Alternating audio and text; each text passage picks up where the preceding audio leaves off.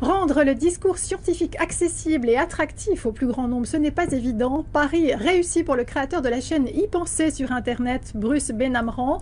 Dans des petits clips vidéo, il répond aux questions que l'on se pose sur les découvertes scientifiques ou l'être humain. Ça va de l'explication de l'atome à la gravitation, en passant par pourquoi Bayer est-il contagieux. C'est un vrai succès. Il compte 500 000 fidèles abonnés et vient de publier en parallèle le livre Prenez le temps d'y penser aux éditions Marabout. Bruce Benhamran est avec nous ce matin. Bonjour. Bonjour. Pourquoi cette envie de faire partager votre passion des sciences? En fait, moi j'ai toujours été passionné par les sciences, j'ai toujours eu envie de comprendre les choses et je me suis rendu compte assez rapidement qu'autour de moi, les gens aussi aiment comprendre. On a peur des mathématiques, ce genre de choses, mais comprendre comment les choses fonctionnent, on est tous curieux en fait. Alors vos petites vidéos sont vraiment truculentes, elles sont rythmées, drôles, c'est la clé de votre succès?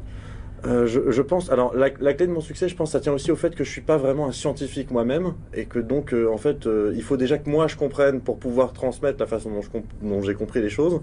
Donc je pense que je parle le même langage que les gens qui écoutent en fait. Je pense que ça aide. Mais alors justement, vous êtes autodidacte, est-ce que ça ne met pas un peu en cause votre crédibilité sur les explications scientifiques? Ah, sans doute. Moi, j'ai aucune légitimité particulière à faire ça, mais c'est justement, c'est ça aussi Internet. Et je le dis d'ailleurs dans mes vidéos, je dis ne croyez pas ce que je dis sur parole. Moi, je fais mes recherches, j'essaie d'être pointilleux, mais allez voir aussi, je mets des sources dans les descriptions pour que les gens puissent cliquer sur des liens, aller sur des sites, vérifier des informations. Le but vraiment, c'est de s'ouvrir l'esprit et d'essayer de trouver un maximum d'informations. Alors pourquoi ce livre en parallèle, qui est un support beaucoup plus classique que les vidéos? Je dirais de la même manière que j'avais commencé à faire des vidéos parce que je trouvais pas de vidéos en français que j'avais envie de voir sur le sujet. À l'époque où j'ai commencé à écrire le livre, il n'y avait pas vraiment de livre français sur le sujet à part quelques exceptions.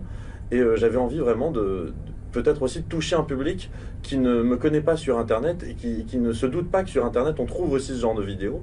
Et donc pour leur amener l'information jusque dans leur bureau, dans leur lit, partout.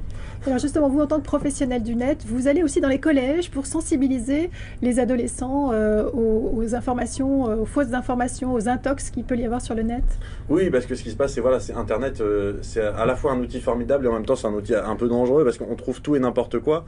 Et c'est vrai que pour des enfants qui ont 13, 14, 15 ans, on peut des fois se retrouver face à des vidéos et se dire ok, donc l'homme n'a jamais marché sur la Lune, c'est parfait. Alors qu'en fait, pas du tout. Et donc, expliquer aux gens, savoir déterminer ce qui est vrai ou faux. Merci beaucoup, Bruce Benhamran. Et je rappelle le titre de votre livre, Prenez le temps d'y penser aux éditions Marabout.